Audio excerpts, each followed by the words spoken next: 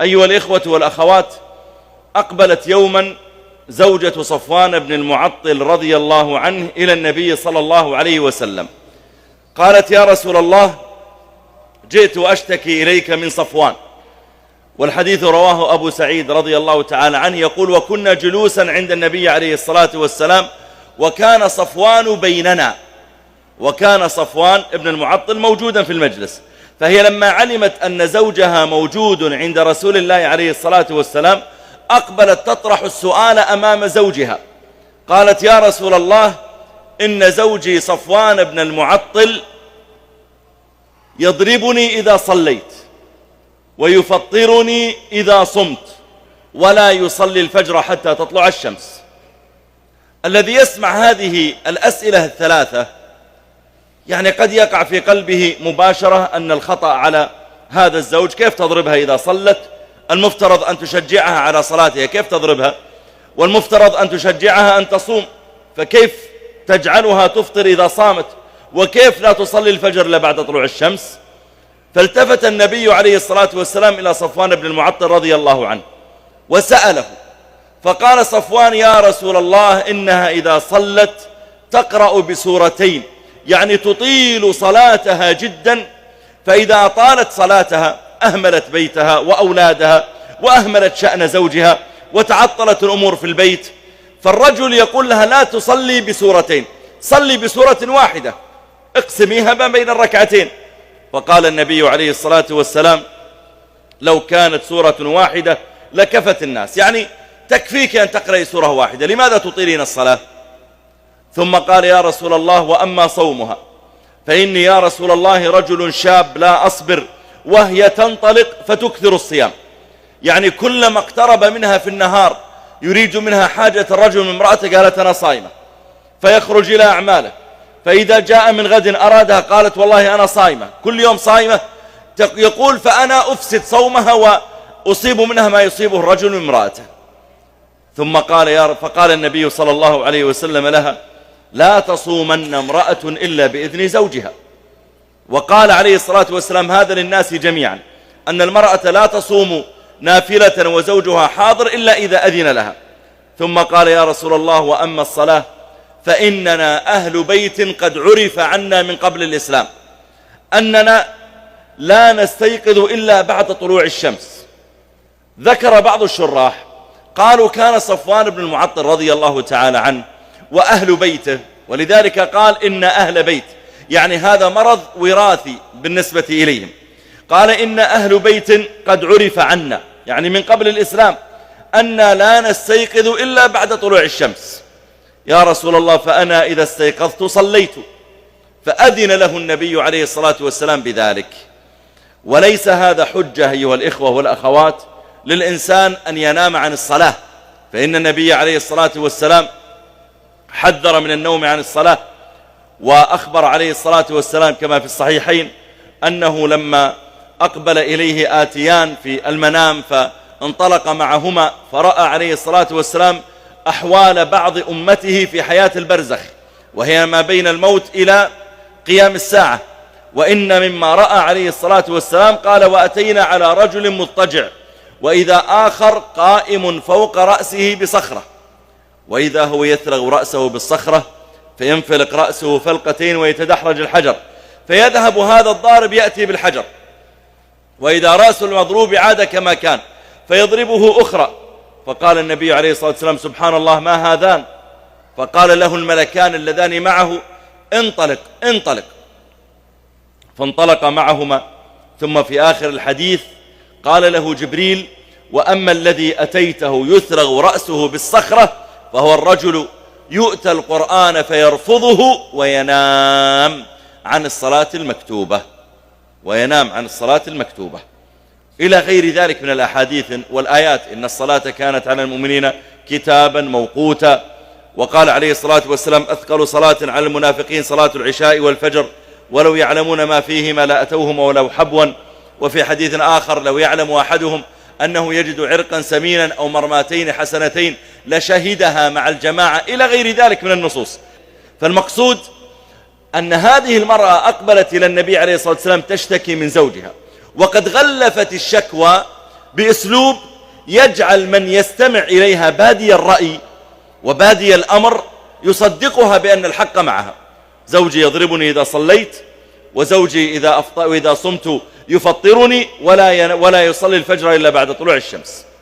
وفي الحديث الآخر أيضا حديث عائشة رضي الله عنها أن سلمى مولاة رسول الله صلى الله عليه وسلم أو امرأة أبي رافع رضي الله عنه، وكان أبو رافع أيضا هو مولى لرسول الله عليه الصلاة والسلام، أقبلت إلى النبي صلى الله عليه وسلم تشتكي من أبي رافع أنه ضربها.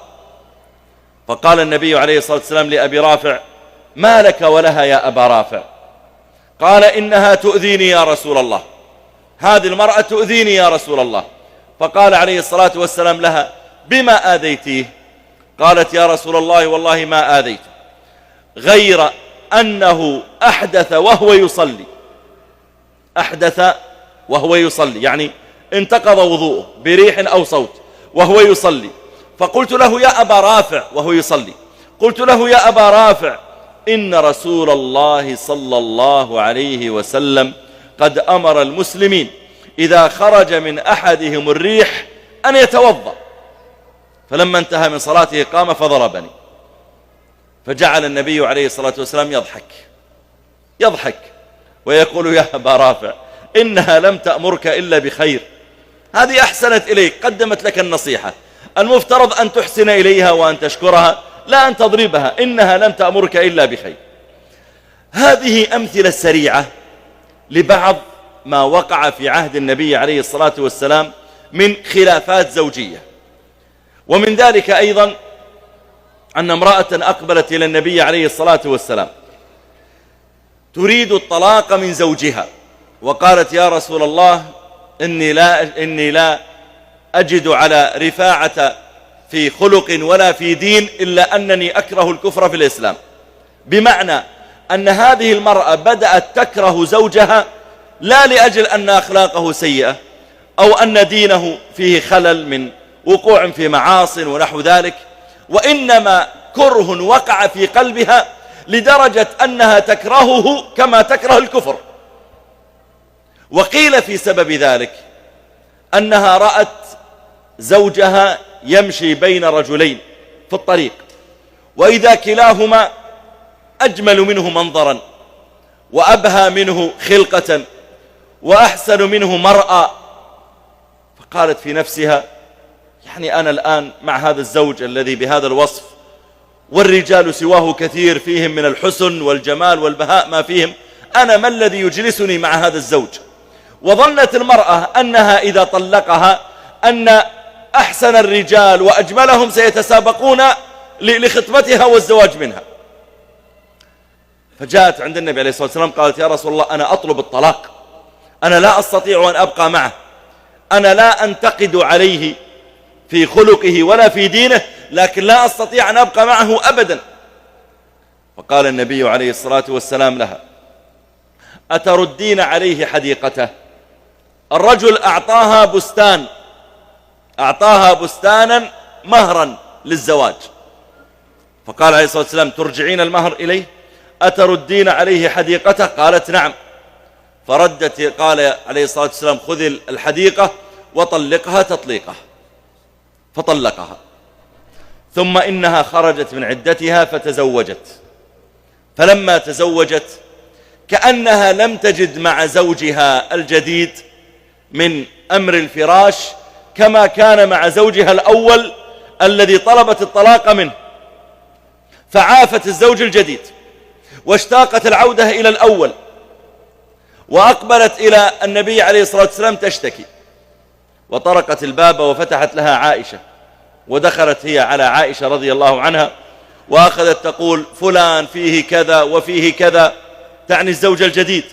ثم أخرجت لها، حسرت ثوبها عن ذراعها وإذا فيه أثر ضرب ولون أخضر، وقالت: انظري هذا اللون من جراء ضربه لي. ولبثت عند عائشة حتى أقبل النبي عليه الصلاة والسلام ودخل البيت. فقالت عائشة: يا رسول الله، ما تجد نساء المؤمنين من أزواجهن؟ قال: وما تجد؟ قالت يا رسول الله هذه فلانة زوجة فلان، فعرفها النبي عليه الصلاة والسلام لأنه تم خلع النكاح عنده. قالت هذه فلانة زوجة فلان، يضربها. يا رسول الله والله ما أدري أخمارها أشد خضرة أم ذراعها. والنساء ينتصر بعضهن لبعض، تقول أنا ما أدري من شدة الضربة التي في يدها ما أدري أيهما أشد اخضرارا، الخمار ولا يدها. فلم يلبث أن جاء زوجها أبو الزبير، جاء ومعه ابنان له صغيران من زوجة قبل. طبعا سمع أن زوجة عند النبي عليه الصلاة والسلام وجاء يبحث إيش الموضوع. فلما جاء وإذا ولداه معه قال يا رسول الله إنها تكذب. قالت يا رسول الله ما أكذب، غير أني لا أجد معه إلا مثل هذا. وأخذت هدبة يعني خيطا من ثوبها، يعني كأنها تتهمه أنه لا يأتي النساء. فغضب الرجل قال يعني ما هذا الاتهام؟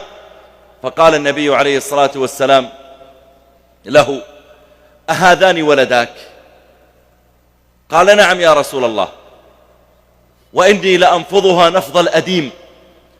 فقال عليه الصلاة والسلام له إنه ليس كما قلت، يعني أنت تدعين أن الرجل لا يأتي النساء، طيب كيف جاءه أولاد من غيرك؟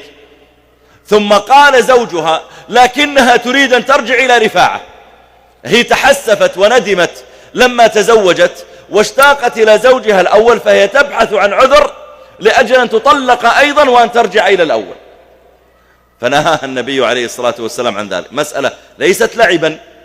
وقال لا حتى تذوق عسيلته ويذوق عسيلتك إلى آخر الحديث.